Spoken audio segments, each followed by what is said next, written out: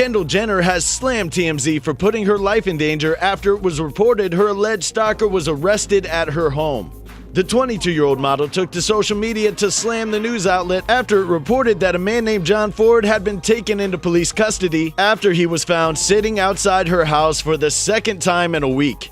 Kendall accused the publication of posting pictures of her home and sharing her location, making it easier for terrifying people to find her address.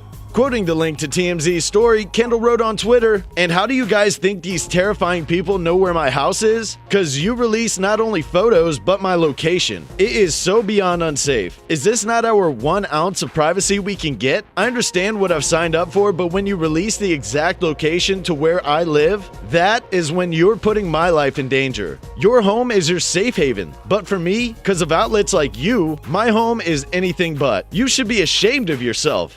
Her scratching comments come after 37-year-old John scaled the mountainside at the back of the complex last week where there is no security and was spotted by Kendall's team sitting in her backyard by her pool. Can't get enough celebrity news? Like and subscribe so we can give you the gift of fire content all holiday season.